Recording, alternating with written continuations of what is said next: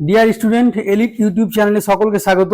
আশা করি সকলেই তোমরা ভালো আছো এবং তোমাদের পরীক্ষা এখন চলছে এবং খুব ভালো পরীক্ষা দিচ্ছ। তো আজকে আমরা রাষ্ট্রবিজ্ঞানের কিছু সাজেশন টাইপের 2 নম্বরের কিছু কোশ্চেন এবং আনসার নিয়ে উপস্থিত হয়েছি। তো তোমাদের সামনে রাষ্ট্রবিজ্ঞানের যে এক্সাম আছে এবং কন্টিনিউ এক্সাম চলছে তোমাদের এখন। তো আজকে যে রাষ্ট্রবিজ্ঞানের যে কিছু সাজেশন, সেই সাজেশন আমরা 2 নম্বরের কিন্তু আলোচনা করব। তো 2 নম্বরের যে সাজেশন সেখানে আমরা তুলে ধরবো। হেই, এলিট্যাপে উচ্চ মাধ্যমিকের প্রতিটি সেমিস্টারে পড়াশোনা হবে আরো সহজ, কারণ সেখানে তুমি মাত্র 10 টাকায় পেয়ে যাবে বাংলা, ইংরেজি সহ আর্টস এবং সায়েন্সের সমস্ত বিষয়ের একটি চ্যাপ্টারের ভিডিও লেকচার, সাজেশন ভিত্তিক নোটস এবং সাজেশন ভিত্তিক প্রশ্নোত্তর। সেখানে ক্লাস 12 এর ছাত্রছাত্রীদের জন্য থাকছে 400টির বেশি ভিডিও লেকচার, 600টির বেশি পিডিএফ নোটস এবং প্রতিটি টপিক বা চ্যাপ্টার থেকে সাজেশন ভিত্তিক প্রশ্নোত্তর, সাথে প্রতিটি বিষয়ের বেস্ট টিচার্স এবং টিচার্সদের সাথে সরাসরি চ্যাট করে তোমরা তোমাদের ডাউট ক্লিয়ার করতে পারবে। এই কোর্সে তোমরা 6 মাসের জন্য এত কিছু পেয়ে যাচ্ছ, যার মূল্য মাত্র 10 টাকা প্রতি চ্যাপ্টার। তাহলে আর দেরি নয়, এখনই এলিট অ্যাপ ডাউনলোড করো এবং পড়াশোনা শুরু করে দাও। তো বেশ কিছু তোমাদের সাজেশন অলরেডি 2 নম্বরের দেওয়া হয়েছে এবং এই যে সাজেশন, এই সাজেশনটাও তোমাদের টেলিগ্রাম, যে আমাদের এলিটের যে টেলিগ্রাম চ্যানেল আছে সেই চ্যানেলে কিন্তু দেওয়া হয়েছে অলরেডি। কিন্তু আমি আজকে এই সাজেশনটা নিয়েও কিছু আলোচনা করব এবং এছাড়াও আরো এক্সট্রা কিছু যে 2 নম্বরের আরো ইম্পর্টেন্ট যে কোশ্চেন আসতে পারে সেটা নিয়েও কিন্তু আলোচনা করব। তো আজকে তোমাদের যে 2 নম্বরের সাজেশন, সেখানে আমি দেখো তুলে ধরেছি যে রাষ্ট্র সম্পর্কে মার্ক্সবাদীদের মতামত। রাষ্ট্র সম্পর্কে মার্ক্সবাদীরা কি বলছে সেটা কিন্তু দেখো যে মার্ক্সবাদীরা মূলত তারা কি বলছে, তাদের যে মূল বক্তব্য, সেখানে তারা শাসক শ্রেণীকে গুরুত্ব দিচ্ছে। মানে শাসক শ্রেণীর যে একটা আধিপত্য বা শাসক শ্রেণীর যে একটা যে শোষণমূলক ভাবনা, হ্যাঁ, যেখানে তারা দারিদ্রকে শোষণ করে তারা নিজেরা যে বেনিফিট বা মুনাফা আদায় করে, সেখানে মার্ক্সবাদীরা কিন্তু এটাই বলতে চাইছে যে এই যে রাষ্ট্রটা কাদের হাতে রয়েছে? রাষ্ট্রটা রয়েছে পুঁজিবাদের হাতে, শাসক শ্রেণীর হাতে। অর্থাৎ শাসক শ্রেণী এই পুঁজিবাদী শ্রেণীকে টিকিয়ে রেখেছে।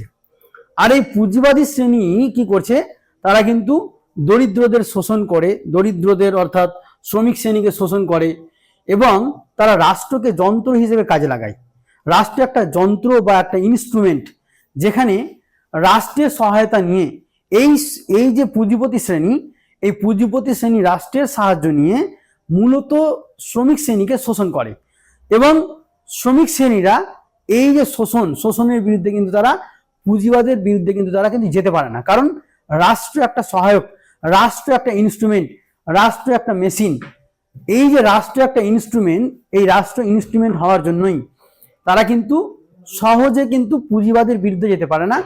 কিন্তু মার্ক্সবাদীরা বলছে যে পুঁজিবাদের বিরুদ্ধে আমরা তখনই যেতে পারবো যখন শ্রমিক শ্রেণীরা একত্রিত হয়ে পুঁজিবাদের বিরুদ্ধে আন্দোলন করবে, একটা তীব্রতম বিপ্লব আন্দোলন এরকম যখন করবে আর কি, বিপ্লব, তখনই কিন্তু এই পুঁজিবাদের ধ্বংস হবে অনিবার্যভাবে। পুঁজিবাদের ধ্বংস হয়ে গেলে শোষণমূলক রাষ্ট্রের ধ্বংস হয়ে যাবে। তাই এইরকম একটা বক্তব্য কিন্তু মূলত মার্ক্সবাদীরা বলছে রাষ্ট্র সম্পর্কে। তো সেখানে আমরা দেখব, এবার দেখো সার্ক প্রতিষ্ঠার লক্ষ্য। তোমাদের সার্ক থেকে কিন্তু 2 নম্বরের কোশ্চেন আসতে পারে, প্রচুর সম্ভাবনা আছে। সার্কের যে আমি যা দিয়েছি সেগুলো ভালো করে পড়ে নাও। সার্ক সম্পর্কে, সার্কের উদ্দেশ্য কি, সার্কের লক্ষ্য, সার্কের উদ্দেশ্য, সার্ক গঠন কেন হয়েছিল, কারণ কি, সার্কের পুরো নাম, সার্ক এই গঠনের প্রস্তাব প্রথম কে দিয়েছিল, হ্যাঁ, কত সালে সার্ক গঠিত হয়েছিল, এগুলো কিন্তু কোশ্চেন আসতে পারে তোমাদের। যাই হোক, আমি সার্কের প্রতিষ্ঠার লক্ষ্য জানো তোমরা, সামাজিক উন্নয়ন, রাষ্ট্রগুলোর মধ্যে পারস্পরিক সহযোগিতা, এই সমস্ত বিষয়গুলো কিন্তু দেখবো। যে মূলত রাষ্ট্রের দক্ষিণ এশিয়ার যে রাষ্ট্রগুলো রয়েছে, সেই দক্ষিণ এশিয়ার যে রাষ্ট্র অর্থাৎ সার্কের রাষ্ট্রগুলো কি কি, যেমন আমরা বলতে পারি ভারত, পাকিস্তান, বাংলাদেশ, নেপাল, ঠিক আছে, তারপরে শ্রীলঙ্কা, আফগানিস্তান, এই সমস্ত রাষ্ট্রগুলো হচ্ছে সার্কের রাষ্ট্র। সার্ক কটি সদস্য নিয়ে সার্ক গঠিত হয়েছে? কতগুলো রাষ্ট্র আছে সার্কের? 7টি রাষ্ট্র আছে এবং সর্বশেষ রাষ্ট্র হচ্ছে আফগানিস্তান। তো সার্কের লক্ষ্য কি ছিল? দেশীয় মানে দক্ষিণ এশিয়ার রাষ্ট্রগুলোর মধ্যে অর্থনৈতিক সহযোগিতা, সামাজিক, সাংস্কৃতিক এগুলোর কিন্তু একটা সহযোগিতামূলক উন্নয়নকে ত্বরান্বিত করা। এছাড়া আমরা দেখব যে ইউরোপীয় ইউনিয়নের সবুজ চুক্তি। আমরা দেখবো যে ইউরোপীয় ইউনিয়নের সবুজ চুক্তিটা কি একটা উন্নয়নের নীতির লক্ষ্যে 2050 সালে আর কি 1950 সালে এটা হবে 1950 সালে আর কি সবুজ চুক্তিটা নেওয়া হয়েছিল এবং এই চুক্তির মাধ্যমে একটা মানে ইউরোপকে কার্বন নিরপেক্ষ করা মানে এখানে কয়লার মাধ্যম দিয়ে যে কয়লা দিয়ে অস্ত্র, কোল দিয়ে বিভিন্ন অস্ত্র ফস্ত্র এগুলো তৈরি করছিল আর কি। তো এটাকে কমানোর জন্যই ইউরোপীয় ইউনিয়ন গঠিত হয়েছিল, একটা চুক্তি গঠিত হয়েছিল। ইউরোপীয় ইউনিয়ন ডাইরেক্ট গঠিত হয়নি, একটা অর্থনৈতিক চুক্তির মাধ্যম দিয়ে কিন্তু ইউরোপীয় ইউনিয়নটা গঠিত হয়েছিল, একটা সংস্থা। যার ফলে এই সবুজ চুক্তিটা হচ্ছে এমন একটা চুক্তি যেখানে কার্বনকে কমানো, অর্থাৎ যেখানে অস্ত্র তৈরি করছে, কোল বা কয়লা থেকে অনেক কিছু তৈরি করছে, যার ফলে পরিবেশ দূষণ হচ্ছে, তাহলে পরিবেশকে দূষণ না করা, পরিবেশকে রক্ষা করা, জলবায়ু যাতে ভারসাম্য বজায় থাকে তার জন্য সবুজ চুক্তি নেওয়া হয়েছিল আর কি। ঠিক আছে, মানে সবুজ চুক্তি হয়েছিল ইউরোপীয় ইউনিয়নে। তারপর দেখো ভারতের কেন্দ্রীয় মন্ত্রী পরিষদের কাজ, মানে ভারতবর্ষের যে কেন্দ্রের যে মন্ত্রী পরিষদ রয়েছে তারা কি কাজ করে। তো তারা তো দেখো নীতি নির্ধারণ করে, প্রশাসন পরিচালনা করে, এই সমস্ত কাজগুলো কিন্তু করে থাকে। নীতি নির্ধারণ, প্রশাসন পরিচালনা এই সমস্ত কাজগুলো কিন্তু করে থাকে। এছাড়াও দেখো সংসদের প্রতি দায়বদ্ধতা, যৌথভাবে সংসদে তারা দায়িত্বশীল মন্ত্রী পরিষদ। কোনো মন্ত্রীরা যদি পদত্যাগ করে বা প্রধানমন্ত্রী পদত্যাগ করলে সকল মন্ত্রীকে পদত্যাগ করতে হয়, তাহলে এগুলো কিন্তু যৌথভাবে দায়িত্ববোধ থাকে। ঠিক আছে, এবার দেখো জনস্বার্থ মামলা কি? দেখো জনস্বার্থ মামলা, পাবলিক ইন্টারেস্ট লিটিগেশন বা পিল বলতে কি বোঝো? তাহলে পিল কিন্তু দেখো জনস্বার্থ মানে জনগণের স্বার্থের জন্য মামলা। বৃহত্তর জনগণের স্বার্থ যখন রক্ষার জন্য, বৃহত্তর জনগণের স্বার্থ রক্ষা হচ্ছে, মানে বৃহত্তর জনগণের স্বার্থ ব্যাহত যখন হয়, তখন কোন একটা সংগঠন, কোন একটা সংস্থা, কোন একটা অর্গানাইজেশন বলতে পারি আর কি, তারা কি করে বা কোনো ব্যক্তি কি করে, সমগ্র জনগণের স্বার্থে জনস্বার্থ মামলা করে থাকে। এটা হচ্ছে জনস্বার্থ মামলা। ঠিক আছে, এখানে ব্যক্তিগত সরাসরি ক্ষতি নাও হয়ে থাকতে পারে।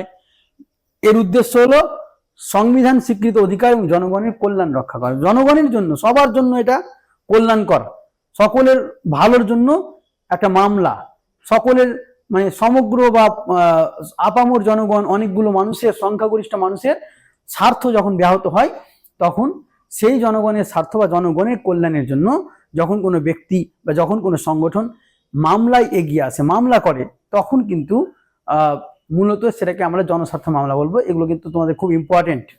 ঠিক আছে, তারপর দেখো নর্মদা বাঁচাও আন্দোলন। এর কারণ দেখো, নর্মদা বাঁচাও আন্দোলন আমি করিয়েছি। নর্মদা বাঁচাও আন্দোলনের কারণ কেন? বৃহৎ বাঁধ নির্মাণের ফলে মানুষের উচ্ছেদ হচ্ছিল, মানুষকে সরিয়ে দেওয়া হচ্ছিল। অনেকগুলো একটা বড় বাঁধ নির্মাণের জন্য সেখানকার মানুষের বসবাসের জন্য মানুষকে সেখান থেকে সরিয়ে দেওয়া হচ্ছিল, মানুষের যে জীবন জীবিকা সেখানে ব্যাহত হচ্ছিল। এছাড়াও পরিবেশে একটা বিরাট ক্ষতি হয়েছিল। এর জন্য নর্মদা বাঁচাও আন্দোলন হয়েছিল আর কি। তারপরে দেখো চিপকো আন্দোলনের অংশগ্রহণের যে ভূমিকা দেখা যায়, নারীদের ভূমিকাটা কেমন? বন সংরক্ষণের নেতৃত্ব দিয়েছিল। ঠিক আছে, বন নিধন মানে বনকে কাটানো, যে বন জঙ্গলগুলোকে কেটে উচ্ছেদ করা হচ্ছিল, সেখানে কিন্তু এরা ভূমিকা পালন করেছিল। জীবিকা পরিবেশ রক্ষার দাবিতে সেখানকার জীবন জীবিকা, মানুষের বেঁচে থাকার রসদ, এছাড়াও পরিবেশকে বাঁচানোর জন্য তারা কিন্তু ভূমিকা নিয়েছিল। এই হচ্ছে নারীদের ভূমিকা।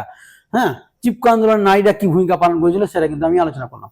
তবে দেখো চিপকো আন্দোলনে নারীরা আমাদের যে দুটি শিক্ষা দিয়েছে, কি কি শিক্ষা দিয়েছে? পরিবেশ রক্ষা জনগণের দায়িত্ব, পরিবেশ রক্ষা জনগণের দায়িত্ব। সাধারণ মানুষ বিশেষ করে নারীরাও সংগঠিতভাবে পরিবেশ সংরক্ষণে ভূমিকা নিয়েছিল, পরিবেশ রক্ষা করেছিল।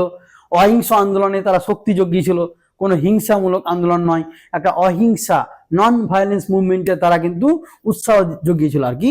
চিপকো আন্দোলনে নারীরা শিক্ষা দিয়েছিল যে কিভাবে অহিংসভাবে নন ভায়োলেন্সের মাধ্যম দিয়ে, অহিংসার মাধ্যম দিয়ে আন্দোলন করতে হয় সেটা শিখিয়েছিল আমাদেরকে। সেটা মানে পুরো ভারতবাসীকে, পুরো বিশ্ববাসীকে এরা শিক্ষা দিয়েছিল যে এইভাবে আন্দোলন করা উচিত বা এরকম আন্দোলন করতে হয়, আন্দোলন কিভাবে করতে হয় সেটার কিন্তু একটা পথ দেখিয়েছিল। ভারতের সংবিধানে ৭৪তম সংশোধনী কি কি যুক্ত হয়েছে ৭৪তম সংশোধনীতে আমরা দেখবো যেটা যুক্ত হয়েছে ৭৪তম সংশোধনী। দেখো, নগরী স্থানীয় শাসনের প্রতিষ্ঠানকে সাংবিধানিক মর্যাদা দিয়েছিল, তাহলে সাংবিধানিক মর্যাদা একটা পাচ্ছি। এছাড়া ওয়ার্ড কমিটি গঠনের বিধান, কিভাবে ওয়ার্ড কমিটি গঠিত হবে তার কিছু বিধান দেওয়া হয়েছিল। যেমন বড় শহরগুলিতে নাগরিক অংশগ্রহণ বাড়ানো, হ্যাঁ, বড় বড় শহরগুলিতে নাগরিকদের অংশগ্রহণ বা পার্টিসিপেশনটাকে বাড়িয়ে দেওয়া, এই বিষয়গুলো আমরা দেখবো যে কাজ করেছে। মানে নগরী স্থানীয় শাসনটা কিভাবে সাংবিধানিক মর্যাদা পায়। আমাদের দেখি এর ৭৪তম সংবিধান কি করে। ৭৪তম সংবিধান সংশোধনী আইন নগর উন্নয়নের মানে নাগরিক যে বা নগরের যে স্থানীয় বা শহরের যে শাসন ব্যবস্থা, সেই শাসন ব্যবস্থার একটা সাংবিধানিক স্ট্যাটাস দেওয়া হয়েছে, যেটা এর আগে ছিল না, সংবিধানে উল্লেখ ছিল না, এবার সংবিধানে চলে এলো। তাহলে এটা আমরা পাচ্ছি। এবং ওয়ার্ড কমিটি কিভাবে গঠিত হবে তার একটা বিধান দিচ্ছে। আন্তর্জাতিক সম্পর্ক স্বাতন্ত্র্য বিষয় হিসেবে যুক্ত হয়। কিভাবে যুক্ত হয়েছিল স্বাতন্ত্র্য বিষয় হিসেবে আমরা জানি যে পররাষ্ট্রনীতি, কূটনীতি, যুদ্ধ, শান্তি ইত্যাদি বিষয়ভাবে অধ্যয়ন করেছিল। এবং আমরা দেখি যে এই যে স্বাতন্ত্র্য সাবজেক্ট একটা একাডেমিক ডিসিপ্লিন হিসেবে কিভাবে যুক্ত হয়েছিল বিভিন্ন, এই যে মূলত আমরা দেখবো যে আন্তর্জাতিক সম্পর্ক যে স্বাতন্ত্র্য সাবজেক্ট হিসেবে যে আবির্ভূত হচ্ছে, সেটা কিন্তু এটা নতুন কিছু নয়।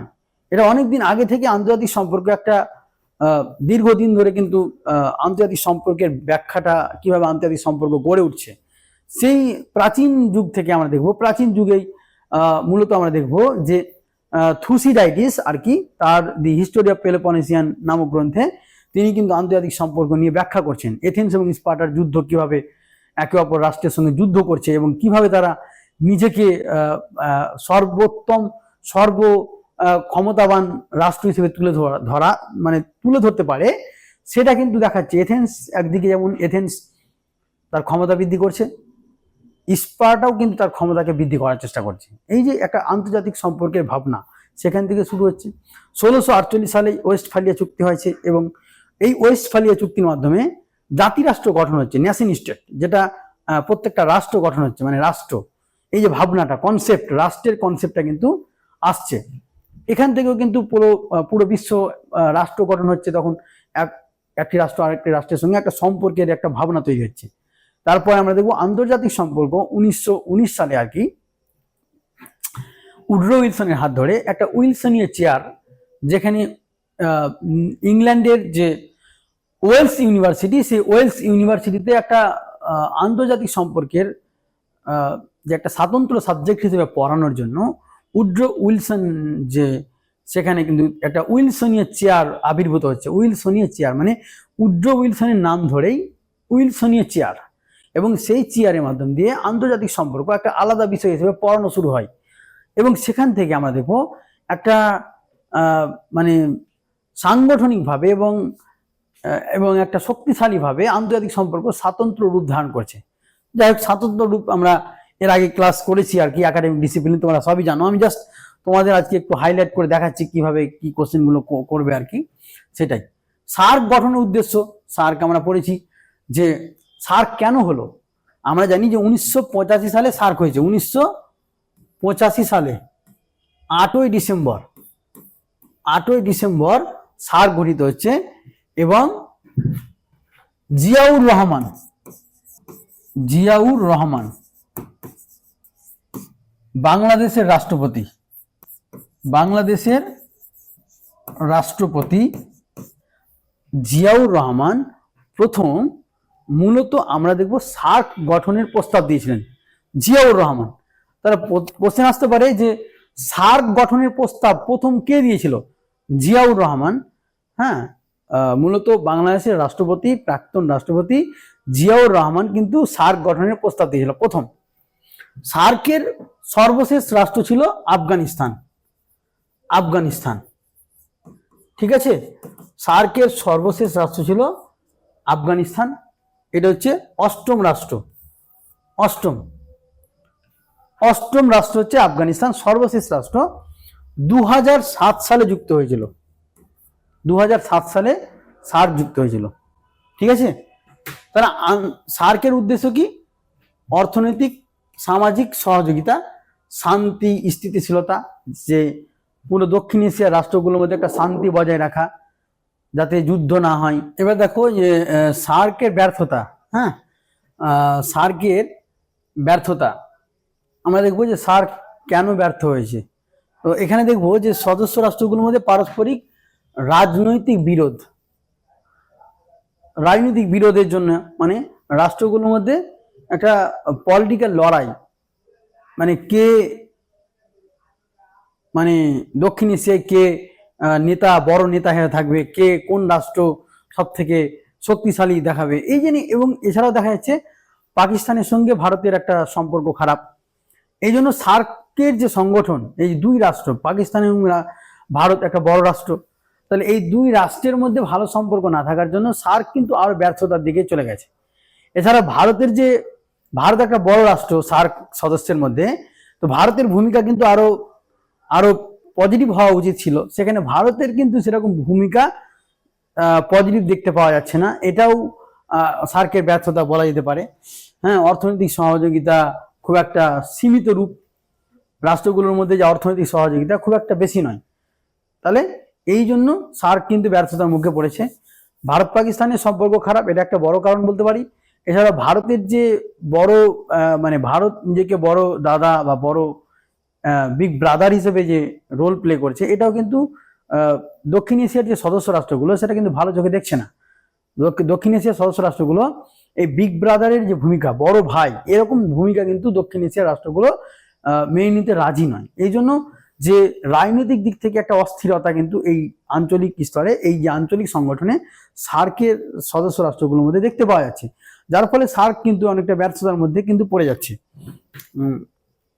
মার্ক্সবাদের মধ্যে রাষ্ট্র কি আমরা একটু আগে আলোচনা করলাম, যে প্রথমেই ছিল মার্ক্সবাদের মধ্যে রাষ্ট্র একটা শ্রেণী শোষণের যন্ত্র, রাষ্ট্র একটা পুঁজিবাদের মেশিন, যেখানে রাষ্ট্র পুঁজিবাদকে সহযোগিতা করে, পুঁজিবাদকে টিকিয়ে রাখার একটা মেশিন আর কি, এবং শ্রমিক শ্রেণীকে শোষণ করে থাকে এই পুঁজিবাদী রাষ্ট্র। এটাই হচ্ছে মার্ক্সবাদীদের মধ্যে রাষ্ট্র। তাহলে মার্ক্সবাদীরা কি রাষ্ট্র চাইছে? মার্ক্সবাদীরা চাইছে শ্রমিক শ্রেণীর রাষ্ট্র, অর্থাৎ শ্রমিক শ্রেণীরা রাষ্ট্র পরিচালনা করবে। শ্রমিক শ্রেণীরা মূলত যদি রাষ্ট্র পরিচালনা করে তাহলে কিন্তু সেই রাষ্ট্রে আর কোনো শোষণ থাকবে না। তার জন্য মার্ক্সবাদীরা কি পরামর্শ দিচ্ছে? পুঁজিবাদী রাষ্ট্রকে উৎখাত করে দেওয়ার কথা বলছে, বিলুপ্ত করে দেওয়ার কথা বলছে। এবং কিভাবে সেটা হবে? কিভাবে? যে শ্রমিক শ্রেণীরা তারা একত্রিত হয়ে তাদের মধ্যে একটা কনসাসনেস তৈরি করতে হবে, তাদের মধ্যে একটা কনসাসনেস, সচেতনতা বোধ তৈরি করতে হবে যে তারাকে শোষণ করা হচ্ছে, এবং এই যে শোষণের যন্ত্র সেটা হচ্ছে রাষ্ট্র। তাহলে পুঁজিবাদের বিরুদ্ধে যখন পুঁজিবাদ যত শোষণ করবে, শ্রমিক শ্রেণীর মধ্যে একটা ক্ষোভ তৈরি হবে, এবং সেই ক্ষোভ থেকে তাদের মধ্যে কনসাসনেস তৈরি হবে যে তাদেরকে শোষণ করা হচ্ছে, তখন তারা কিন্তু পুঁজিবাদের বিরুদ্ধে বিপ্লব আনবে। আর এই বিপ্লব থেকে পুঁজিবাদের উৎখাত, আর পুঁজিবাদের উৎখাত হলেই রাষ্ট্র বিলুপ্ত হয়ে যাবে, অর্থাৎ পুঁজিবাদী রাষ্ট্র বিলুপ্ত হয়ে শ্রমিক শ্রেণীর রাষ্ট্র তৈরি হবে। এই কথাটা কিন্তু মার্ক্সবাদীরা বলছেন। বিমস্টেক আমরা জানি যে বিমস্টেক খুব গুরুত্বপূর্ণ একটা। বিমস্টেকের সম্পূর্ণ নাম কি? হ্যাঁ, এগুলো কিন্তু আসবে তোমাদের Bangladesh, India, Myanmar, Sri Lanka, Thailand economic cooperation. এখন নাম Bangladesh, India, Myanmar, Sri Lanka, Thailand economic cooperation. হ্যাঁ, প্রথমে ছিল বিস্টেক, মানে বে অফ বেঙ্গল অফ ইনিশিয়েটিভ, মানে টেকনিক্যাল অ্যান্ড ইকোনমিক কোঅপারেশন, যেটা ছিল আর কি। 1997 সালে বিস্টেক প্রতিষ্ঠিত হয়েছে জুন মাসে, এবং পরবর্তীকালে এটা বিমস্টেক রূপ নিচ্ছে। এবং এই বিমস্টেক হচ্ছে সার্কের একটা অল্টারনেটিভ বা বিকল্প সংগঠন। সার্ক ব্যর্থ হয়ে যাচ্ছে তখন বিমস্টেক হচ্ছে সার্কের একটা অল্টারনেটিভ বা বিকল্প। যেহেতু দক্ষিণ এশিয়ার মধ্যে বাংলাদেশ, ইন্ডিয়া, তারপরে যে শ্রীলঙ্কা, এই রাষ্ট্রগুলো পড়ছে, তাহলে এই রাষ্ট্রগুলোকে নিয়ে কিন্তু ভারত কিন্তু সার্কের একটা বিকল্প একটা সংস্থা, আঞ্চলিক সংস্থা তৈরি করেছে, এবং সেটা কিন্তু কাজ চলছে বা করছে আর কি, সফলভাবেই কাজ চলছে। এর গুরুত্ব আমরা জানি, বিভিন্ন জ্বালানি, পরিবহন, এছাড়াও বঙ্গোপসাগরের যে একটা যে দেশগুলোর মধ্যে বঙ্গোপসাগরের আশেপাশের যে দেশগুলো রয়েছে, যেমন মায়ানমার, যেমন বাংলাদেশ, থাইল্যান্ড, এই সমস্ত দেশগুলোর মধ্যে একটা বাণিজ্য, জ্বালানি, কোঅপারেশনের জায়গা তৈরি হবে। এই জন্য এটার কিন্তু গুরুত্ব রয়েছে, এর একটা অবদান রয়েছে। এছাড়াও সন্ত্রাসবাদ মোকাবিলা করা, বিভিন্ন দুর্যোগ বা বিভিন্ন খারাপ পরিস্থিতিকে মোকাবিলা করার জন্য একসঙ্গে কাজ করতে পারবে। এই জন্য এটা অবদান আছে, এটার গুরুত্ব রয়েছে। এছাড়াও আমরা দেখবো যে ভারতের সংসদে স্পিকারের পদটা এত গুরুত্বপূর্ণ কেন, স্পিকারের পদটা গুরুত্বপূর্ণ কেন, আমরা দেখবো যে এখানে স্পিকার কি করে, ভারতের পার্লামেন্টের পরিচালনার ক্ষেত্রে পার্লামেন্টের তিনি চেয়ার হিসেবে কাজ করেন, তিনি চেয়ারম্যান পার্লামেন্টের, লোকসভার তিনি চেয়ারম্যান বা তিনি লোকসভার পরিচালনা করেন। এবং সেখানে কিন্তু লোকসভা চালানোর ক্ষেত্রে, লোকসভাটাকে ভালোভাবে চালানোর জন্য তিনি ডিসিপ্লিন, শৃঙ্খলা বজায় রাখার চেষ্টা করেন। এই যে শৃঙ্খলার কাজ, এই শৃঙ্খলার কাজ মানে পার্লামেন্টকে পরিচালনার জন্য তিনি, লোকসভা পরিচালনার জন্য একটা ডিসিপ্লিন, নিয়ম কানুন, এগুলো কিন্তু কাজ করে, তার জন্য তার অবদান রয়েছে। এছাড়াও তিনি নিরপেক্ষ এবং চূড়ান্ত কর্তৃত্ব হিসেবে কাজ করেন, অর্থাৎ তিনি কোনো পক্ষেই নন, তিনি বিরোধী পক্ষেও নন, এবং যারা ক্ষমতায় রয়েছে সরকারের তাদের পক্ষেও থাকবেন না। তিনি নিরপেক্ষভাবে সকলের কথা শুনবেন এবং রেকর্ড করবেন। এর জন্য তার যে পদ, সেটা কিন্তু খুব গুরুত্বপূর্ণ পদ। নেক্সট দেখো, আবার পশ্চিমবঙ্গের আইনসভার একটি কক্ষ নিয়ে গঠিত হয়েছিল। পশ্চিমবঙ্গের আমরা জানি 1969 সালে কিন্তু পশ্চিমবঙ্গের যে আইনসভা, বিধান পরিষদ, সেটা কিন্তু বিলুপ্ত হয়ে গেছে। হ্যাঁ, তাহলে পশ্চিমবঙ্গের এক কক্ষ, এখন বর্তমানে পশ্চিমবঙ্গ এক কক্ষ বিশিষ্ট বিধানসভা, আর কিছু নয়। জেলা পরিষদের কাজ তোমাদের করিয়েছি, জেলা পরিষদ কি কাজ করে, হ্যাঁ, গ্রাম উন্নয়ন পরিকল্পনার বাস্তবায়ন করে। এছাড়াও পঞ্চায়েত সমিতি ও গ্রাম পঞ্চায়েতের কাজের মধ্যে একটা সমন্বয় তৈরি করে, তদারকি করে, কিভাবে গ্রাম পঞ্চায়েত, পঞ্চায়েত সমিতির কাজগুলো করবে তার একটা তদারকি তৈরি করেন, মানে তদারকি করেন। এবং তিনি সেখানের মধ্যে কোঅর্ডিনেশন হিসেবে কাজ করে, সহায়ক হিসেবে কাজ করে। এবং বিভিন্ন জেলার পরিকল্পনা, বিভিন্ন জেলার কাজ উন্নয়নের ক্ষেত্রে যে কি কি প্ল্যানিং নেওয়া হবে সেগুলোর কিন্তু কাজ করে। পঞ্চায়েত সমিতির কাজ আমরা জানি, পঞ্চায়েত সমিতি সেই পঞ্চায়েত এরিয়ায় বা সেই ব্লকে কি করে, উন্নয়নের পরিকল্পনা করে। গ্রাম পঞ্চায়েতের বা যে গ্রাম পঞ্চায়েত বা অঞ্চলের সঙ্গে যে কাজ, সেটা কিন্তু সমন্বয় করে, অঞ্চলের কাজ সমন্বয় করে। এগুলো আমি কিন্তু ক্লাসে অলরেডি আলোচনা করেছি, আমি এগুলো তুলে ধরছি কারণ এগুলো খুব ইম্পর্টেন্ট। 2 নম্বরের এগুলো সাজেশন টাইপের আমি দিয়েছি, আরো কিছু সাজেশন তোমাদের নেক্সট, এটা একটা প্রথম 2 নম্বরের সাজেশন টেলিগ্রামে অলরেডি দেওয়া হয়েছে। এলিট টেলিগ্রামে তোমাদের এই 2 নম্বরের সাজেশন পিডিএফ দেওয়া হয়েছে, এবং আরেকটা 2 নম্বরের পিডিএফ তোমাদের এলিট টেলিগ্রামে একদিনের মধ্যে আবার কিন্তু আপলোড হবে। এই 2 নম্বরের এগুলো ভালো করে দেখে যাও, এগুলোর মধ্যে আসার সম্ভাবনা প্রচুর আছে, ঠিক আছে। তো যাই হোক, তোমরা টেলিগ্রামটা ফলো করো, এলিট টেলিগ্রাম, এলিট যে আমাদের এলিট, সেই এলিটের একটা টেলিগ্রাম চ্যানেল আছে, সেই চ্যানেলেই কিন্তু তোমরা কিন্তু এই পিডিএফটা পেয়ে যাবে, এটা পেয়ে যাবে। এবং নেক্সট যে 2 নম্বরে আরেকটা সাজেশন আছে, দ্বিতীয় সাজেশন 2 নম্বরের, সেটাও কিন্তু পেয়ে যাবে। সেটা কিন্তু আর ক্লাস আমরা করবো না, আজকে আমরা এটা জাস্ট আলোচনা করব। এবং এছাড়াও এগুলো ছাড়াও আরো কিছু আমি তুলে ধরার চেষ্টা করব, ঠিক আছে। তো গ্রাম পঞ্চায়েতের কাজ আমরা জানি, গ্রামের উন্নয়ন করা, তারপরে স্থানীয় শাসন প্রশাসন, স্থানীয় মানুষের জনগণের কল্যাণ করা, এগুলোই কাজ, আর কিছু না, ঠিক আছে। তারপরে গ্রাম পঞ্চায়েতের 2টি আয়ের উৎস, গ্রাম পঞ্চায়েতের আয় কোথা থেকে, ইনকাম কোথা থেকে আসবে, সেখানকার এলাকার থেকে ফি আদায় করা, কর আদায় করা, ঠিক আছে, যেমন গৃহ কর, যেমন হাট বাজার কর, জল কর ইত্যাদি। এছাড়া সরকারি অনুদান থেকে কিন্তু এই গ্রাম পঞ্চায়েতের আয়ের উৎস মানে ইনকাম, গ্রাম পঞ্চায়েতের আয়টা কোথা থেকে হয়, ইনকামটা কোথা থেকে আসে। এছাড়া জেলা পরিষদের আয়ের উৎস, জেলা পরিষদ কোথা থেকে আয় পায়, জেলা পরিষদ আমরা দেখবো যে মূলত জেলা পরিষদ কি সরকার থেকে কিছু আয় পায়, টাকা পায়, সরকার থেকে যে অনুদান সেখান থেকে একটা আর্নিং আসে। এছাড়া বিভিন্ন ওই জেলার লাইসেন্স ফি, বিভিন্ন গাড়ির বা বিভিন্ন কিছু যে কোম্পানি থেকে লাইসেন্স বা বিভিন্ন সংস্থা অর্গানাইজেশন বা বিভিন্ন যে কর্মসংস্থানের জায়গা থেকে লাইসেন্স, বা এছাড়া কর, ফি, শেষ আদায়, এগুলো থেকে যানবাহন থেকে কিছু ট্যাক্স পায়, বাজার থেকে, এগুলো থেকে কিন্তু ইনকাম আসে মূলত জেলা পরিষদের। পঞ্চায়েত সমিতির আয় কোথা থেকে আসে? পঞ্চায়েত সমিতি সরকার থেকে একটা আয়, সরকার টাকা দেয়। এছাড়া সেইখানকার স্থানীয়দের কর ফি আদায়, যেমন হাট বাজার, লাইসেন্স ফি, জল কর, এগুলো থেকে কিন্তু মানে পঞ্চায়েত সমিতির আর্নিং হয়। জেলা পরিষদের প্রধানকে আমরা কি বলি? সভাধিপতি বলা হয়। তাহলে জেলা পরিষদের যে প্রধান তাকে সভাধিপতি বলা হয়, পঞ্চায়েত সমিতির প্রধানকে সভাপতি বলা হয়, হ্যাঁ, আর গ্রাম পঞ্চায়েতের প্রধান বলা হয় প্রধান, ঠিক আছে, বা সরপঞ্চ। গ্রাম প্রধানের দুটি কাজ। গ্রাম প্রধান কি কাজ করে? গ্রাম পঞ্চায়েতের সভা যখন হবে তিনি ডাকবেন, আহ্বান করেন, সভা ডাকেন, সভা পরিচালনা করেন।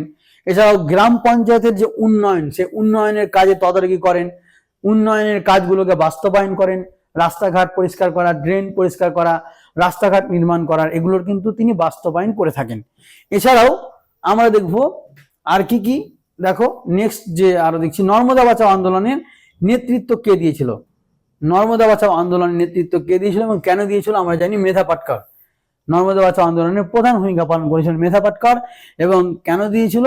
সেখানে একটা বাঁধ নির্মাণ করেছিল। বাঁধ নির্মাণের জন্য মানুষের, সেখানে বাঁধ নির্মাণ করার জন্য মানুষের বসবাস উচ্ছেদ হচ্ছে, মানুষের যে বসবাস জায়গা সেটা কিন্তু উচ্ছেদ করা হচ্ছে, সেখানকার বন জঙ্গল কাটা হচ্ছে, মানুষের জীবন জীবিকা, মানুষের বসবাসের জায়গাকে কেড়ে নেওয়া হচ্ছিল।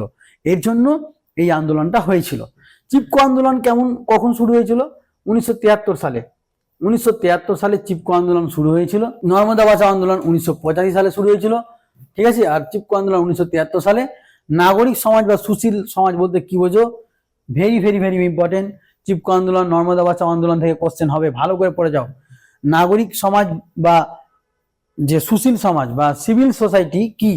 যেখানে রাষ্ট্র সরকারের বাইরে অবস্থানকারী স্বেচ্ছাসেবী সংগঠন রয়েছে, গোষ্ঠী রয়েছে, কিছু সচেতন নাগরিক রয়েছে, সেইখানকার যে এলাকা, সচেতন নাগরিক গোষ্ঠী বা বিভিন্ন স্বেচ্ছাসেবী সংগঠন, ডাক্তার, উকিল, মাস্টার যেখানে বসবাস করে, সেই ক্ষেত্রটাকে আমরা বলবো সুশীল সমাজ বা নাগরিক সমাজ, ঠিক আছে।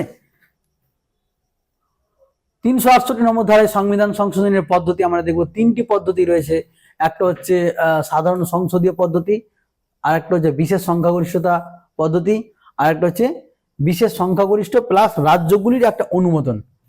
তাহলে 3টি পদ্ধতির মাধ্যমে ভারতবর্ষের সংবিধান সংশোধন হয়। সংবিধানের 368 নম্বর ধারায়, এটা কত নম্বর অধ্যায় আছে? এটা আছে মূলত 20 নম্বর অধ্যায়। 20 নম্বর অধ্যায়ে কিন্তু এটা আছে, ঠিক আছে। 20 নম্বর অধ্যায়ে ভারতবর্ষের সংবিধান সংশোধন পদ্ধতি সম্পর্কে উল্লেখ আছে। নেক্সট দেখো, নেক্সট তোমাদের কি আছে?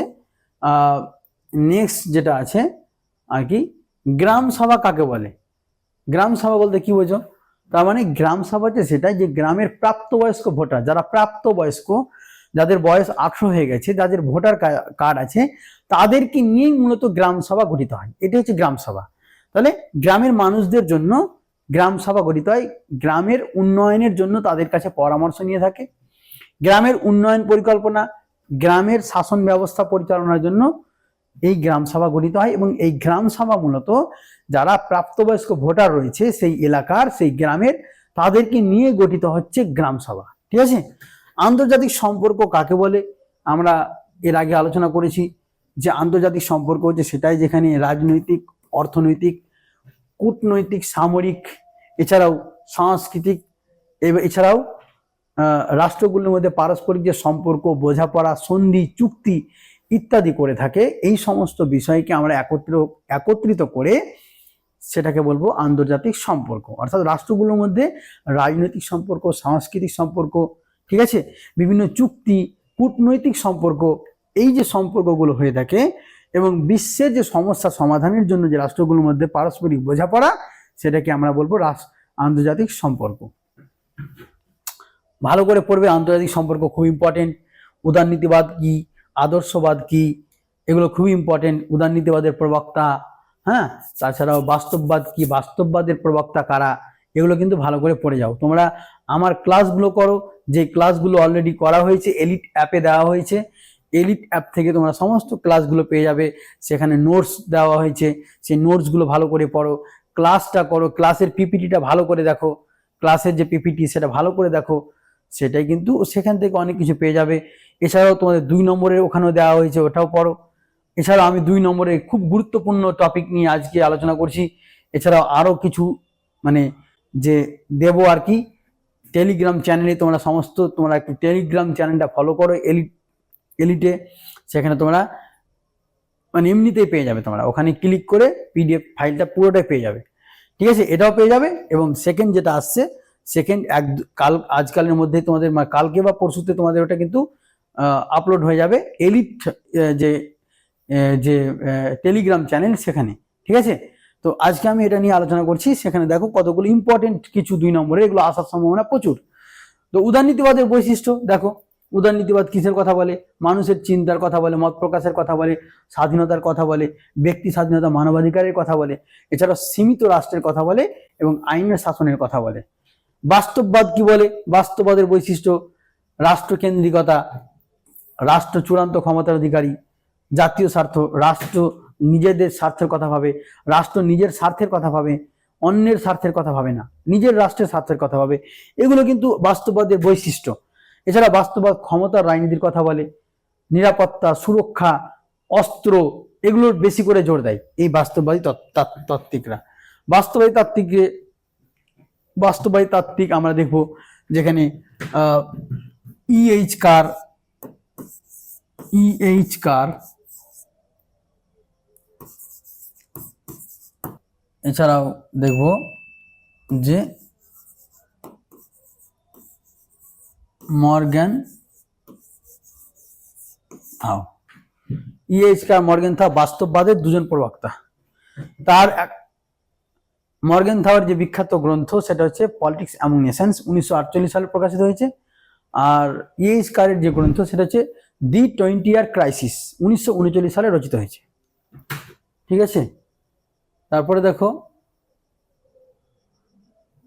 2জন উদারনীতিবাদী তাত্ত্বিকের নাম, জন লক, জেরেমি বেনথাম, নাম লিখলাম। 2জন উদারনীতিবাদী তাত্ত্বিকের নাম, ঠিক আছে। 2জন বাস্তববাদী তাত্ত্বিকের নাম হ্যান্স মর্গেনথাউ, নেবুড বা ইএইচ কারও হতে পারে, আমি বলেছি। ঠিক আছে, বাস্তববাদী তত্ত্বের 2টি সীমাবদ্ধতা বা 2টি সমালোচনা মানে কি? নৈতিকতা, আন্তর্জাতিক আইনের অবমূল্যায়ন করে, তারা নৈতিকতাকে গুরুত্ব দেয় না, তারা আন্তর্জাতিক আইনকে গুরুত্ব দেয় না, তারা ক্ষমতার কথা বলে, তারা নীতি নৈতিকতা এগুলোকে বর্জন করে, তারা বাস্তবে কি হচ্ছে সেটার উপর গুরুত্ব দেয়। এছাড়াও সহযোগিতা, আন্তর্জাতিক সংস্থার ভূমিকাকে খাটো করে দেখে, তারা আন্তর্জাতিক সম্পর্কে যে কোঅপারেশন, রাষ্ট্রগুলোর মধ্যে সহযোগিতা, এগুলোকে গুরুত্ব দেয় না। এগুলোকে কারা গুরুত্ব দেয়? এগুলোকে আদর্শবাদ বা উদারনীতিবাদ গুরুত্ব দেয়। আদর্শবাদ সহযোগিতা, শান্তি, আন্তর্জাতিক সম্পর্ক, সহযোগিতা, আন্তর্জাতিক সংস্থা, ইন্টারন্যাশনাল অর্গানাইজেশন, যেটা ওই ইউএনও, তারপরে হচ্ছে তোমার ওই বিভিন্ন যে আইএমএফ বা হু, এগুলো যে অর্গানাইজেশন, এগুলোর উপর গুরুত্ব দেয় কারা? উদারনীতিবাদ। কিন্তু বাস্তববাদীরা এই আন্তর্জাতিক আইন, আন্তর্জাতিক সংস্থা এগুলোর গুরুত্ব দেয় না। আর তারা ক্ষমতার কথা বলে, তারা বেশি করে ক্ষমতা, অস্ত্র বৃদ্ধি করো, এগুলোর কথা বলে তারা। ঠিক আছে, এছাড়াও নীতি নৈতিকতা এগুলোকে তারা পুরোটাই জলাঞ্জলি দেয় এবং এরা আন্তর্জাতিক আইনকে পরোয়া করে না। এই যে বাস্তববাদ কিন্তু এগুলোই বলে। বাস্তববাদ এটাই খারাপ দিক। নেক্সট দেখো উদারনীতিবাদের তত্ত্বের 2টি সীমাবদ্ধতা। উদারনীতিবাদ কি করে? অতিরিক্ত আশাবাদী দৃষ্টিভঙ্গি, অতিরিক্ত কাল্পনিক, বাস্তবায়ন মানে খুব একটা হবে কিনা জানি না, আশাবাদী বেশি, আদর্শবাদ বেশি করে নীতির কথা বলে, বেশি করে আদর্শবাদের কথা বলে, বেশি করে তারা আশা করে। হ্যাঁ, এইটা কিন্তু তাদের একটা মানে তারা সহযোগিতা, শান্তির কথা বলে, কিন্তু বাস্তবেও সহযোগিতা, শান্তি কিন্তু খুব একটা দেখতে পাওয়া যায় না রাষ্ট্রগুলোর মধ্যে, পুরোপুরি দেখতে পাওয়া যায় না। সংঘাত, আন্তর্জাতিক সম্পর্কে একটা সংঘাত, লড়াই কিন্তু চলতে থাকে। তো এটাও কিন্তু তাদের সীমাবদ্ধতা। রাষ্ট্রের ক্ষমতা, নিরাপত্তাকে এরা গুরুত্ব দেয় না, অবমূল্যায়ন করে, যে না এরা বলছে বন্ধু, শান্তি এগুলোর কথা বলে। এরা রাষ্ট্রের যে নিরাপত্তা, রাষ্ট্রের যে ক্ষমতা, এগুলোর উপর তারা কিন্তু খুব একটা জোর দেয় না। এগুলো তারা কিন্তু নেগেটিভ দিক বা এগুলো তাদের কিন্তু মূলত অসুবিধার দিক বলতে পারি। ইউরোপীয় ইউনিয়নের লক্ষ্য বা উদ্দেশ্য কি? ইউরোপীয় ইউনিয়ন দেখো কি করে দেশগুলির মধ্যে অর্থনৈতিক এবং রাজনৈতিক সহযোগিতার উপর জোর দিয়েছে, সেখানকার শান্তি, স্থিতিশীলতা এবং জনগণের কল্যাণের উপর জোর দিয়েছে। এটা তাদের মানে লক্ষ্য। এটাই করা হচ্ছে তাদের লক্ষ্য, শান্তি, ইউরোপীয় রাষ্ট্রগুলোর মধ্যে শান্তি তৈরি করা, সেখানকার মানুষের জনগণের কল্যাণ করা, অর্থনৈতিক এবং রাজনৈতিক সহযোগিতা তৈরি করা, এটাই তাদের লক্ষ্য। ইউরোপীয় ইউনিয়নের যে মুদ্রার নাম ইউরো, ঠিক আছে, ইউরোপীয় ইউনিয়নের যে মুদ্রা সেটার নাম হচ্ছে ইউরো। ইউরো ইউরো ইউরোপীয় ইউনিয়নের মুদ্রার নাম হচ্ছে ইউরো। ঠিক আছে, মাথায় রাখবে। ভারতের রাষ্ট্রপতি কাদের দ্বারা নির্বাচিত হয়? আমরা জানি নির্বাচক মন্ডলী দ্বারা। নির্বাচক মন্ডলী বলতে এখানে লোকসভার নির্বাচিত সদস্য, রাজ্যসভার নির্বাচিত সদস্য এবং বিধানসভার সদস্য, এটাকে বলা হচ্ছে নির্বাচক মন্ডলী বা ইলেকট্রাল কলেজ। এরাই কিন্তু রাষ্ট্রপতিকে নির্বাচিত করে। ঠিক আছে, নর্মদা বাঁচাও আন্দোলনের কারণটা কি ছিল? বাঁধ নির্মাণ ব্যাপক, এটা আমি আলোচনা করলাম আর কি। হ্যাঁ, কলকাতা কর্পোরেশনের মেয়রের দুটি কাজ। কলকাতা কর্পোরেশনের মেয়র কি কাজ করে? সেখানকার কর্পোরেশনের সভায় সভাপতিত্ব করে এবং সিদ্ধান্তের বাস্তবায়ন করে। এছাড়াও শহরের প্রশাসনের নেতৃত্ব দেয় এবং তদারকি করে। সেখানকার শহরের প্রশাসনের নেতৃত্ব, লিডারশিপ ভূমিকা পালন করে এবং সেখানকার তদারকি করে। পুরো দায়িত্ব, পুরো প্রশাসন পরিচালনার কাজে কিন্তু ভূমিকা পালন করে। আন্তর্জাতিক রাজনীতি বলতে কি বোঝো? আমরা দিয়েছিলাম আন্তর্জাতিক রাজনীতি কি, যে ক্ষমতা, স্বার্থ, সংঘাত, সহযোগিতাকে কেন্দ্র করে রাজনৈতিক কার্যকলাপের অধ্যয়ন করে এবং তারা শান্তি, কূটনীতি, জোট, আন্তর্জাতিক সংস্থা, বৈশ্বিক ক্ষমতার উপর বিশ্লেষণ করে। তাহলে কি কি বিশ্লেষণ করে? ক্ষমতা, স্বার্থ, আন্তর্জাতিক সংঘাত, কূটনীতি, ঠিক আছে, জোট, কিভাবে রাষ্ট্রগুলোর মধ্যে জোট হবে, কিভাবে রাষ্ট্রগুলোর মধ্যে একটা মানে পারস্পরিক সম্পর্ক বা বৈশ্বিক ক্ষমতা কে অর্জন করতে পারে, এই সমস্ত বিষয় নিয়ে কিন্তু চর্চা করে। এটাকে বলবো আন্তর্জাতিক রাজনীতি। ঠিক আছে, সার্কের মূলনীতি কি? সার্কের দুটি মূলনীতি আমরা কি, যে আঞ্চলিক অখণ্ডতার প্রতি শ্রদ্ধা, মানে যে এই অঞ্চলে যাতে কোনো অখণ্ডতা মানে বজায় থাকে, রাষ্ট্রগুলোর মধ্যে টুকরো টুকরো না হয়ে যায়, রাষ্ট্রগুলোর মধ্যে বিচ্ছিন্নতাবাদী তৈরি না হয়, রাষ্ট্রগুলোর মধ্যে সন্ত্রাসবাদ, বিচ্ছিন্নতাবাদ এগুলো যাতে না হয়, রাষ্ট্রগুলো যাতে অটুট থাকে, রাষ্ট্রগুলো যাতে অখণ্ড থাকে, ইউনিটি বজায় থাকে, সেটা মূলত মূলনীতি। এছাড়াও রাষ্ট্রগুলোর মধ্যে অভ্যন্তরীণ বিষয়ে হস্তক্ষেপ না করা। আমার ভারতবর্ষে কি হচ্ছে, পাকিস্তান যাতে নাক না গলায়, বা বাংলাদেশের ভিতরের রাজনীতিতে, বাংলাদেশের ভিতরের ব্যাপারে ভারত যেন নাক না গলায়, এটাই হচ্ছে আভ্যন্তরীণ ক্ষেত্রে রাষ্ট্রগুলির হস্তক্ষেপ না করা, এটাই হচ্ছে মূলনীতি। ঠিক আছে, তারপরে দেখো আমলাতন্ত্রের দুটি বৈশিষ্ট্য। আমলাতন্ত্র কি কি কাজ করে? আমলাতন্ত্রের নিয়ম কি? তারা নিয়ম, নির্দিষ্ট আইন, নিয়ম, প্রক্রিয়া ইত্যাদি কিন্তু মাধ্যমে প্রশাসনিক পরিচালিত হয়, প্রশাসন কাজে পরিচালনা করে, নিয়ম কানুন, ঠিক আছে, বিভিন্ন সরকারির যে প্রকল্প সেগুলোকে বাস্তবায়ন করা, সেগুলোর নিয়ম তৈরি করা, এগুলো কিন্তু কাজ করে থাকে। এছাড়া এগুলো স্তর ভিত্তিক বিন্যাস, ঊর্ধ্বতন এবং অধস্তন কর্মকর্তার স্পষ্ট স্তর বিন্যাসের মাধ্যমে কাজ সম্পন্ন হয়। অর্থাৎ এ বি, এর পরে বি, তারপরে সি, তারপরে ডি, এরকম স্তর বিন্যাসে কিন্তু কাজ হয় আমলাতন্ত্রে। আমলাতন্ত্র মানে উচ্চ পদস্থ কর্মচারী, যারা উচ্চ পদস্থ হাইয়েস্ট লেভেলে আছে, যেমন বিডিও, এসডিও, ডিএম এর পর এসডিও, এসডিও এর পর বিডিও, এরকম ভাবে একটা স্তর বিন্যাসে যে কাজ হয় সেটা হচ্ছে আমলাতন্ত্র। এই আমলাতন্ত্রের এগুলো বৈশিষ্ট্য। আমলাতন্ত্র এ বি সি ডি এভাবে কাজ হয়। এ প্রথমে, তারপরে বি, বি তারপরে সি কে দেবে, যেমন ডিএম থেকে আসবে এসডিও, সাব ডিভিশন অফিসার, তারপরে বিডিও, ব্লক ডেভেলপমেন্টাল অফিসার। এইভাবে কিন্তু আমলাতন্ত্রের কাজটা হয়ে থাকে স্তর বিন্যাসে। এটা আমলাতন্ত্রের বৈশিষ্ট্যের মধ্যে পড়ে। ইউরোপীয় ইউনিয়নের দুটি কারণ কি? দেখো, ইউরোপীয় ইউনিয়ন কি করেছে? ইউরোপীয় ইউনিয়ন ইউরোপের শান্তি বজায় রাখা, স্থিতিশীলতা প্রতিষ্ঠা করা, অর্থনৈতিক সহযোগিতা এবং যৌথ বাজার গড়ে তোলা, এটা হচ্ছে ইউরোপীয় ইউনিয়নের কাজ। ঠিক আছে, তারপরে দেখো ব্রেক্সিট মানে ব্রিটেনের এক্সিট, ব্রিটেনের বেরিয়ে যাওয়া, ব্রিটেন বেরিয়ে যাচ্ছে, ব্রিটেনের বেরিয়ে যাওয়া, ব্রিটেনের বেরিয়ে যাওয়া কোথা থেকে? ইউরোপীয় ইউনিয়ন থেকে ব্রিটেন বেরিয়ে গেছে, এটাকে বলা হয় ব্রেক্সিট, মানে ব্রিটেনের এক্সিট, মানে ব্রিটেন এখান থেকে এক্সিট হয়ে গেছে, বেরিয়ে যাচ্ছে। কত সালে? 2020 সালে বেরিয়েছে। 2016 সালে কিন্তু একটা গণভোট হয়েছিল, যেখানে ব্রিটেনের অধিকাংশ মানুষ ইউরোপীয় ইউনিয়ন থেকে বেরিয়ে যাওয়ার পক্ষে ভোট দিয়েছিল, এবং 2020 সালে ব্রিটেন কিন্তু ইউরোপীয় ইউনিয়ন থেকে বেরিয়ে যাচ্ছে, তার জন্য এটাকে বলা হচ্ছে ব্রেক্সিট। ঠিক আছে, আইএএস এর সম্পূর্ণ নাম ইন্ডিয়ান অ্যাডমিনিস্ট্রেশন সার্ভিস। ঠিক আছে, বড় কমিটি কিভাবে গঠিত হয়? দেখো, মহানগরের বড় ওয়ার্ডকে কয়েকটি ছোট ছোট ওয়ার্ডে ভাগ করা হয়। ঠিক আছে, কোথায়? মহানগরের বড় ওয়ার্ডকে কয়েকটি ছোট ছোট ওয়ার্ডে ভাগ করা হয় এবং প্রতিটি ওয়ার্ডের নির্বাচিত সদস্য কিছু মনোনীত সদস্যকে অন্তর্ভুক্ত করে। এর মাধ্যমে নাগরিকদের সরাসরি অংশগ্রহণ নিশ্চিত করা হয় এবং স্থানীয় সমস্যা সমাধান করা হয়। তার মানে ওয়ার্ড গঠিত হচ্ছে মহানগরের বড় বড় ওয়ার্ড কতগুলো ছোট ছোট ওয়ার্ডে ভাগ করা হয় এবং সেই ওয়ার্ডে কতগুলো নির্বাচিত সদস্য পার্টিসিপেট করে এবং কিছু মনোনীত সদস্যের মাধ্যম দিয়ে সেখানকার শাসন ব্যবস্থা, সেখানকার মানুষের যে উন্নয়ন, মানুষের অংশগ্রহণকে নিশ্চিত করে, সেখানকার মানুষের উন্নয়নের কাজে এরা কিন্তু ভূমিকা পালন করে। এটা হচ্ছে বড় কমিটি। ঠিক আছে, তারপরে দেখো আন্তর্জাতিক সম্পর্কের প্রধান দুটি মৌলিক উপাদান। আন্তর্জাতিক সম্পর্কের মৌলিক উপাদান কি? একটা হচ্ছে রাষ্ট্র, যেখানে আন্তর্জাতিক সম্পর্কের প্রধান কারক, ঠিক আছে, প্রধান কারক মানে রাষ্ট্র হচ্ছে প্রধান কারক। রাষ্ট্র এখানে একটা রাষ্ট্রের সঙ্গে সম্পর্ক করে, তাহলে রাষ্ট্র এখানে প্রধান ভূমিকা পালন করে।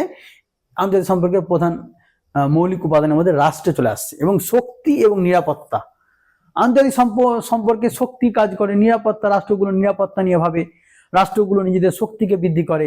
এগুলো হচ্ছে আন্তর্জাতিক সম্পর্কের উপাদান বা বৈশিষ্ট্য। ঠিক আছে, সার্ক উদ্যোগে ভারতের দুটি অবদান কি? সার্ক উদ্যোগে ভারত কি অবদান, ভারতের ভূমিকাটা কি ছিল? দেখো, অর্থনৈতিক সহযোগিতা, বাণিজ্য বৃদ্ধি করা, এক্ষেত্রে কিন্তু ভারতের একটা রোল রয়েছে। ভারতের যে অবদান সেটা কিন্তু অনস্বীকার্য। অর্থনৈতিক ক্ষেত্রে সহযোগিতা করা, রাষ্ট্রগুলোর মধ্যে যে সার্কের সদস্য রাষ্ট্রগুলো রয়েছে তাদের মধ্যে অর্থনৈতিক সাহায্য প্রদান করা, হ্যাঁ, রাষ্ট্রগুলোর মধ্যে বিভিন্ন যে বাণিজ্য বৃদ্ধি করা কিভাবে যায় সেটা কিন্তু ভূমিকা পালন করছে। এবং এছাড়াও শিক্ষা স্বাস্থ্য প্রযুক্তির ক্ষেত্রে ভারত কিন্তু বিশেষ ভূমিকা পালন করেছে। ভারত অনেকটাই এগুলোতে ভূমিকা দিয়েছে। ঠিক আছে, বিমস্টেকের দুটি অবদান। বিমস্টেকের অবদান কি? অর্থনৈতিক এবং বাণিজ্যিক দিক থেকে সহযোগিতা করা, এছাড়াও নিরাপত্তা এবং দুর্যোগ ব্যবস্থাপনায় সমন্বয়, একে অপরের মধ্যে সহযোগিতা, নিরাপত্তার সময়, দুর্যোগের সময়, খারাপ পরিস্থিতি তৈরি হলে এই রাষ্ট্রগুলো একে অপরকে সহযোগিতা করে। এগুলো হচ্ছে মানে বিমস্টেকের অবদান বা ভালো দিক। ঠিক আছে, বিমস্টেকের সম্পূর্ণ নাম কি আমরা জানি? Bay of Bengal initiative for multi sectoral technical and economic cooperation. Bay of Bengal initiative multi sectoral technical economic cooperation. Bay of Bengal initiative multi sectoral technical economic cooperation, এটা হচ্ছে ফুল ফর্ম, নামটা মনে রাখবে আসে। ঠিক আছে, তারপরে দেখো আসিয়ানের উদ্দেশ্য কি? আসিয়ানের সদস্য রাষ্ট্রগুলোর মধ্যে একটা আঞ্চলিক শান্তি এবং স্থিতিশীলতাকে নিশ্চিত করা। কিভাবে এই আসিয়ান রাষ্ট্রগুলোর মধ্যে শান্তি বজায় থাকবে সেটাকে তৈরি করা।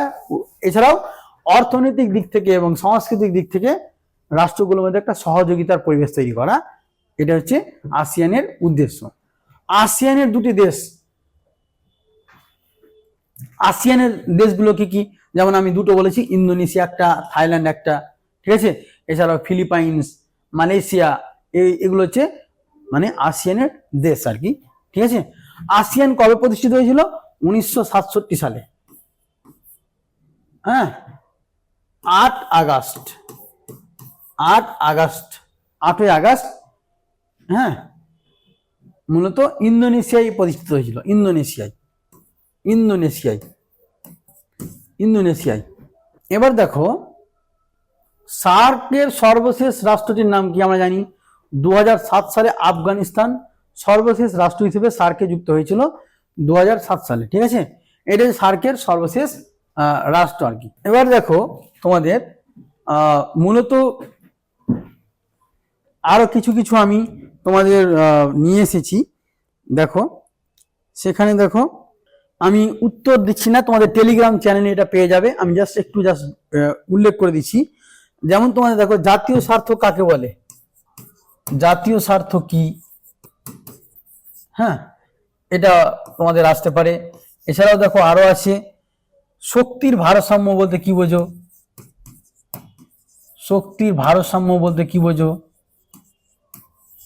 ঠিক আছে, প্রধানমন্ত্রী এবং মন্ত্রিসভার সম্পর্ক। প্রধানমন্ত্রী ও মন্ত্রিসভার সম্পর্কটা কি?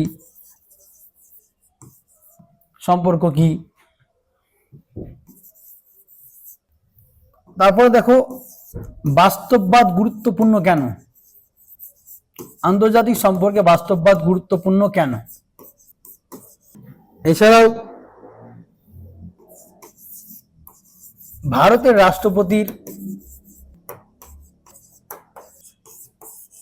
আইনগত ক্ষমতা কি? এগুলো তোমাদের টেলিগ্রাম চ্যানেলে সমস্ত উত্তরগুলো দেওয়া থাকবে, আমি জাস্ট একটু উল্লেখ করে দিচ্ছি কিছু কিছু। রাজ্যপালের ভূমিকা, ঠিক আছে।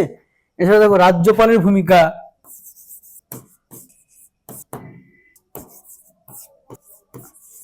রাজ্যপালের ভূমিকা লেখো, একটি বা দুটি লিখতে বলতে পারে। এছাড়াও আরটিআই অ্যাক্টের আরটিআই সম্পূর্ণ নাম কি?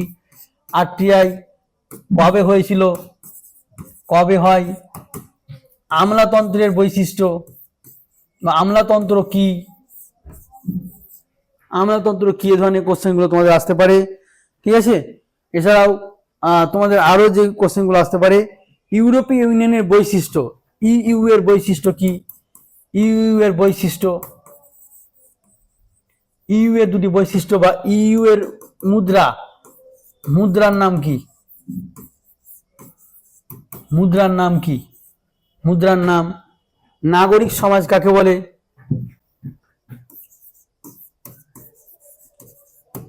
নাগরিক সমাজ কি, নাগরিক সমাজ কি, এ ধরনের কোশ্চেন আসতে পারে। এছাড়াও ম্যাস্ট্রিক্ট চুক্তি কবে হয়েছিল, কখন, ম্যাস্ট্রিক্ট চুক্তিটা কি? ম্যাস্ট্রিক্ট চুক্তি,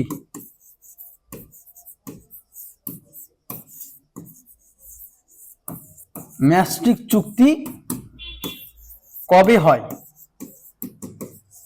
এবং কেন হয়?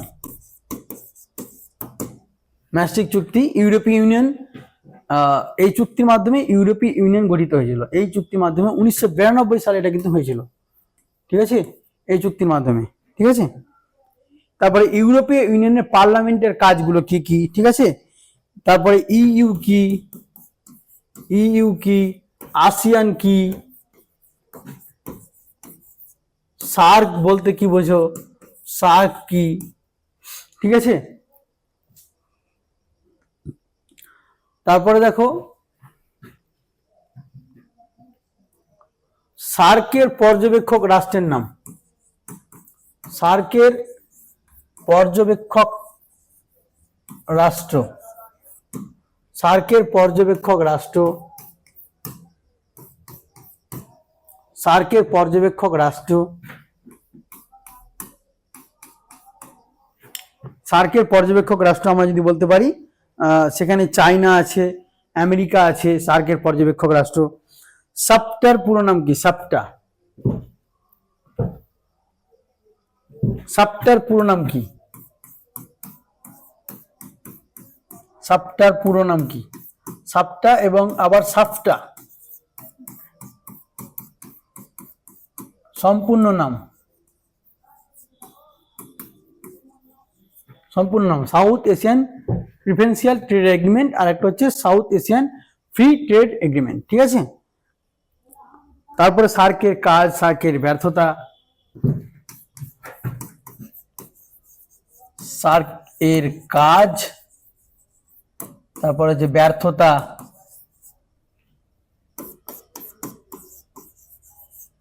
আসিয়ানের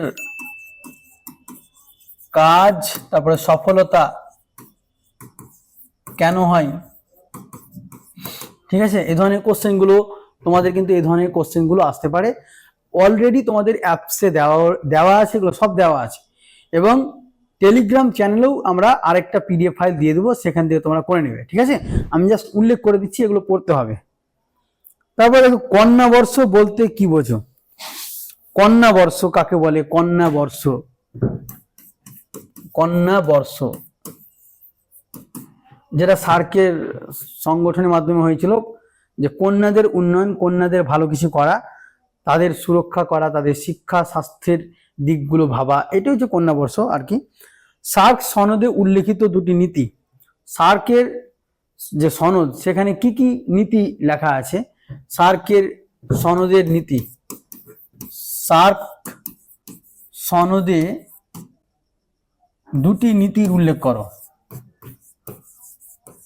তো সেখানে আমরা দেখবো যে সার্বভৌমিকতা রক্ষা করা, পারস্পরিক রাষ্ট্রের প্রতি শ্রদ্ধা করা, ঠিক আছে, রাষ্ট্রের আভ্যন্তরীণ বিষয়ে হস্তক্ষেপ না করা, এই সমস্ত বিষয়গুলো আছে, তোমরা দেখে নেবে এগুলো আর কি। আসিয়ানের প্রাথমিক সদস্য কারা কারা ছিল? 5টা: ইন্দোনেশিয়া, মালয়েশিয়া, ফিলিপিন্স, সিঙ্গাপুর এবং থাইল্যান্ড। আসিয়ানের প্রাথমিক সদস্য, আসিয়ানের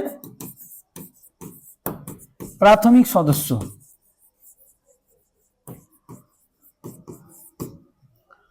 আসিয়ানের লাস্ট সদস্য কে? আসিয়ানের 11তম সদস্য হচ্ছে, দেখে নাও ভালো করে, ইম্পর্টেন্ট, আসিয়ানের 11তম সদস্য নাম কি? সদস্য হলো তিমুর। ভালোভাবে মনে রাখবে, আসিয়ানের 11তম সদস্য হচ্ছে তিমুর, ঠিক আছে। এবং বর্তমানে আসিয়ানের সদস্য হচ্ছে 11টি, 10টি ছিল, এখন 11টি হয়ে গেছে। আসিয়ান সদস্য দেশগুলোর মধ্যে 2টি চুক্তি হয়েছে, মানে অনেকগুলো চুক্তি হয়েছে, তার 2টি উল্লেখ করো, 2টি চুক্তি, ঠিক আছে, যেমন ট্যাক, আফটা, ঠিক আছে, টিটি of amity and cooperation, ASEAN free trade area, ঠিক আছে।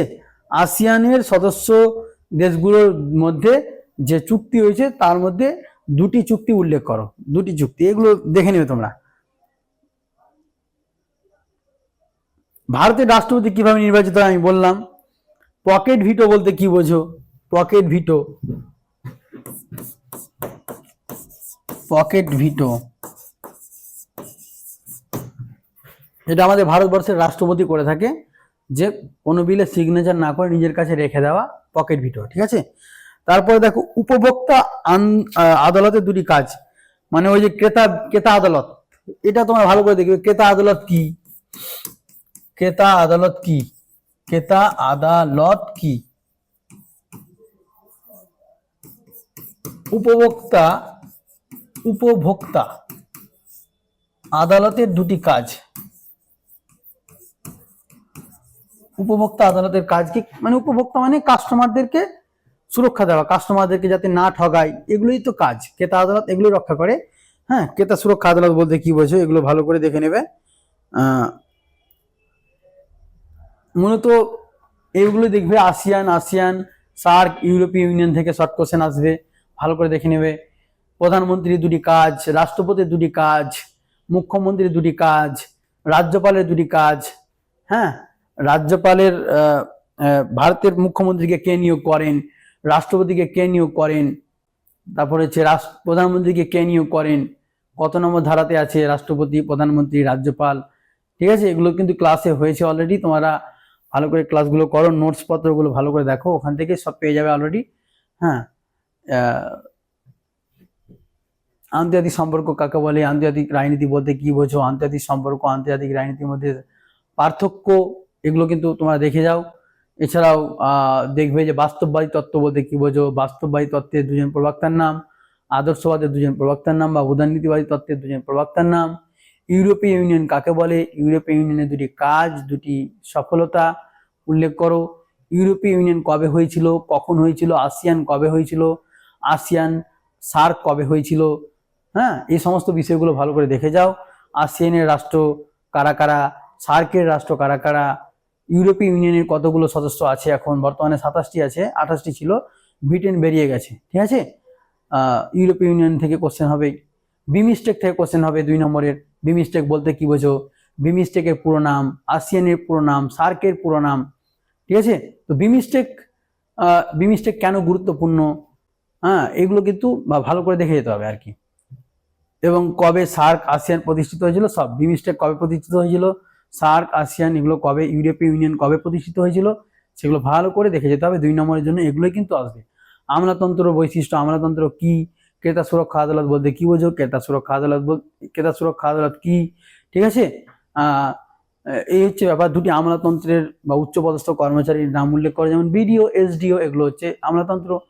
আইএএস এর পুরো নাম কি, আইপিএস এর পুরো নাম কি, হ্যাঁ, ইন্ডিয়ান পাবলিক সার্ভিস বা পুলিশ সার্ভিস, ঠিক আছে। এগুলো কিন্তু দেখে যেতে হবে। সাপটা এগুলো ভালো করে দেখে যাও। এছাড়াও আর কি কি তোমাদের আছে, যেখানে দেখবে যে ওই নাগরিক আন্দোলন কাকে বলে, বিশ্বায়ন বলতে কি বোঝো, বিশ্বায়নের তোমাদের একটা কোশ্চেন আছে দেখবে, খুব ইম্পর্টেন্ট, 6 নম্বরের জন্য আসতে পারে, সেখানে আমি দিয়েছি অলরেডি। বিশ্বায়নের ফলাফল, বিশ্বায়নের ফলাফল, বিশ্বায়নের যেটা আমি নেতিবাচক আর ইতিবাচক দিক যেটা দিয়েছি সেটাই, বিশ্বায়নের প্রভাব, বিশ্বায়নের ফলাফল, বিশ্বায়নের ইতিবাচক নেতিবাচক দিক, বিশ্বায়নের ভালো দিক খারাপ দিক, সুফল কুফল, এগুলো একই কোশ্চেন, ঠিক আছে? ঘুরিয়ে আসবে, ওখান থেকে দুটো দেওয়া আছে, ওখান থেকে কমন পেয়ে যাবে। বিশ্বায়নের ফলাফল, বিশ্বায়নের প্রভাব আলোচনা করো, ঠিক আছে? বিশ্বায়নের প্রভাব মানে কিভাবে বিশ্বায়ন বিশ্বে প্রভাব ফেলেছে, হ্যাঁ, বিশ্বায়নের দুটি নেতিবাচক দিক উল্লেখ করো, ইতিবাচক দিক উল্লেখ করো, বিশ্বায়ন কাকে বলে, এই ধরনের 2 নম্বরের কোশ্চেনগুলো আসতে পারে। আর বিশ্বায়নের যে আমি নোট দিয়েছি নেতিবাচক আর ইতিবাচক দিক, সেটা হচ্ছে ফলাফল, সেটা হচ্ছে বিশ্বায়নের প্রভাব, ঠিক আছে? বা সাংস্কৃতিক বিশ্বায়ন বলতে কি বোঝো, অর্থনৈতিক বিশ্বায়ন বলতে কি বোঝো, রাজনৈতিক বিশ্বায়ন বলতে কি বোঝো, বাণিজ্যিক বিশ্বায়ন বলতে কি বোঝো, 2 নম্বরের জন্য এগুলো কিন্তু আসবে। আর বড়গুলো পড়ো, ব্রডগুলো পড়ো, ওখান থেকেই পেয়ে যাবে অলরেডি, ওখান থেকে অনেক কিছু সহযোগিতা, অনেক কিছু হয়ে গেছে, আলাদা করে 2 নম্বরে কিছু পড়তে হবে না সেরকম ভাবে, বা পড়তে কিছু হলেও তোমাদের ওই বড়গুলো ভালো করে পড়লে সেগুলো হয়ে যাবে। মুখ্যমন্ত্রী, রাজ্যপাল ভালো করে দেখে যাও, ওখান থেকে শর্ট কোশ্চেন আসতে পারে। প্রধানমন্ত্রী, রাষ্ট্রপতি, রাষ্ট্রপতি জরুরি সংক্রান্ত ক্ষমতাটা একটু দেখে যাও, জরুরি সংক্রান্ত ক্ষমতা কি কত নম্বর ধারাতে আছে, ঠিক আছে? এছাড়া পকেট ভিটো কাকে বলে, এগুলো ভালো করে দেখে যাও। আর কি কি আছে ওখানে, মূলত এগুলোই পড়ো, এগুলোই কিন্তু তোমাদের কিন্তু আসার সম্ভাবনা প্রচুর আছে। তো এই ছিল তোমাদের আজকের মতো 2 নম্বরের যে সাজেশন। অলরেডি অনেক 2 নম্বরে আমি নতুন করে আবার আলোচনা করলাম, সেগুলো ভালো করে দেখে যাবে। যেগুলো নতুন করে যে এলিট যে টেলিগ্রাম চ্যানেল রয়েছে, সেই টেলিগ্রাম চ্যানেলটা ফলো করো, সেখানে দেখো, সেখানে 2 নম্বরের পিডিএফ ফাইল দেওয়া হয়েছে, আরেকটা দেওয়া হবে, সেগুলো কিন্তু ভালো করে দেখে যাও। তো আশা করি সকলেই তোমরা ভালো পরীক্ষা দেবে এবং রাষ্ট্রবিজ্ঞানের তোমরা সমস্ত কিছু কমন পাবে, এটা আমি আশা রাখি। তোমরা সব কিছুই পড়ো, কোনো কিছু বাদ দিয়ে যেও না, সবটাই পড়ো, আশা করি দেখবে ওখান থেকে কমন পাবে। এবং আমি সকলের জন্য প্রার্থনা করব তোমরা ভালো পরীক্ষা দেবে। যাই হোক, সকলকে ধন্যবাদ।